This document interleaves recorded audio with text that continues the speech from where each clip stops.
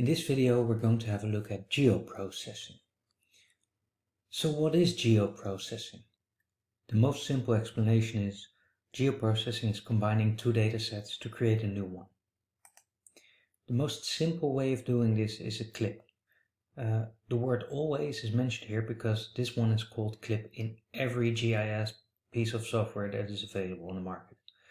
A clip is a very simple thing. It just cuts off, like the cookie cutter in our first image, everything that is underneath it. So if you clip your input layer, no matter if it's a polygon layer, a line layer or a point layer, with this yellowish circle, the output will be exactly the same input layer, but only in the part that overlaps with the clip feature. So there's the example of the clip feature again, but underneath it is the exact opposite of that. It's an erase feature. That is differently named in every GIS software. It could be called erase. In QGIS it's difference, but that will do exactly the opposite from the clip. So everything that is within the erase feature is being erased from the original dataset. A slightly more complex geoprocessing tool is the union. Here you can see that all the objects are kept, all the geometric objects are kept, but there's also something happening with the attribute tables of the two input layers. Here you can see for the gray rectangles there's an A and B part, and for the yellow circle there's a 1 included in the attribute table. And as an output you can see that they are being combined here.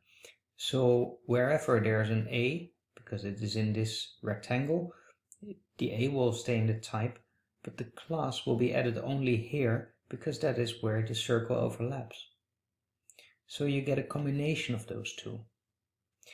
This is one type of geoprocessing that has to be used with care, because as you can see here, we've got 3 objects in 2 different data sets, and they combine and they become 5 objects. If you have 2 large data sets already that you combine, it's going to be huge. Something similar is the intersection. It does the same thing with the table, so the attribute tables are being combined, but it will only keep the part where both the 2 input layers are present. So everything that is overlapping is being kept, and everything that is not overlapping is being deleted. So those are different types of geoprocessing tools. There are more than these 4 examples, but most of them include 2 layers that are combined and they make a new data set. There's one exception to the rule of 2 layers, and that is the buffer. The buffer is also one of the geoprocessing tools, but it is the only one that is just 1 layer, and you get an extra parameter that is the buffer distance. As you can see here, point layer or a line layer or a polygon layer, if you buffer it, always the outcome will be a polygon layer again. So the use case for the buffer, for example, was very clear this year. You were not allowed to drive further than 100 kilometers from your hometown in France. So there was this simple online use buffer, the COVID radius. You could enter your own home address and it would tell you where you were allowed to go. So now let's have a look at some of the geoprocessing tools and how they work in QGIS. This might be an interesting case. We're looking for empty office spaces in close proximity to metro stops in Amsterdam. So what we have here for data is we have metro stops and tram stops. They are in the same data set, and we have empty offices. So what we could do now first is select the metro stations and then buffer the stations with the desired buffer distance, which is 300 meters here, and then select the empty offices that are within those buffers. So first we have to select the metro stations. So we're going for the metro stops. We're selecting features using an expression. We go to fields, the modality, and the modality should be metro.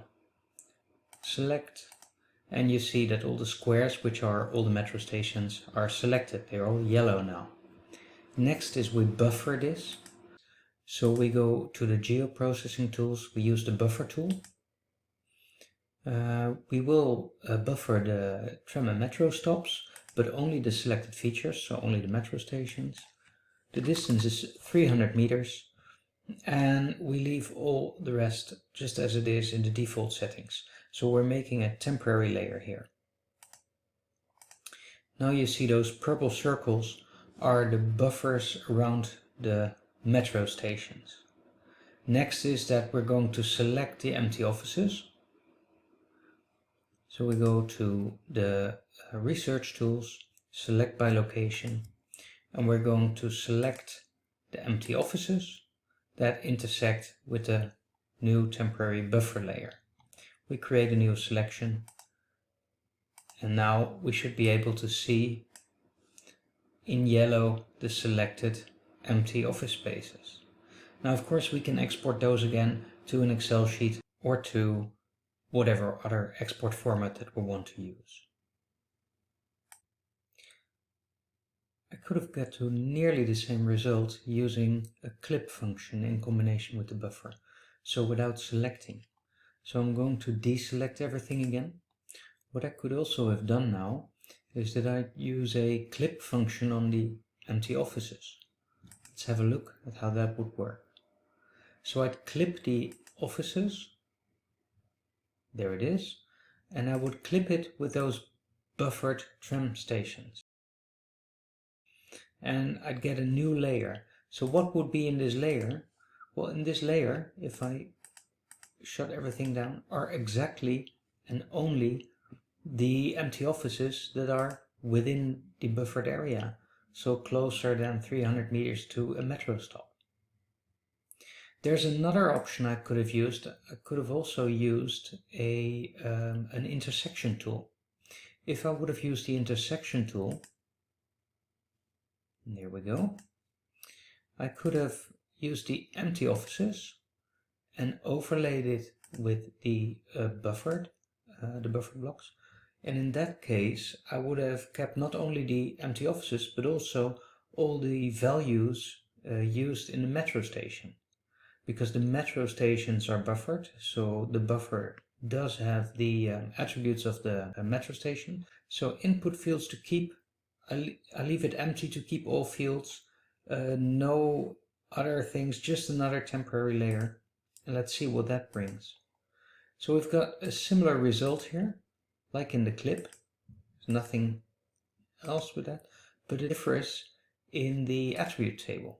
So in this case, we have the names of all the office buildings, but in the back here, we also have the modality and the line that connects to that specific office building now. So that's an interesting option, using an intersection instead of a clip or just a selection. So we're back at the beginning again. It depends very much on the kind of result you want, what kind of geoprocessing tool you're using. So if you look at this little fella here, he's doing a clip, or at least I think he's doing a clip. But if you look closely, you can see that he also keeps everything that is outside of the overlaid area. So maybe he's just taking the stars out, and if you need just the outside of it, it might have been an erase. It could also be that you need not only the layer of pastry that you're looking at, but also some of the value of the stars that are being pushed out now. So in that case, it might be needed to do a union, or maybe an intersection. So it depends very much on what you need at the end, but keep this image in mind, keep it simple, and you'll get there.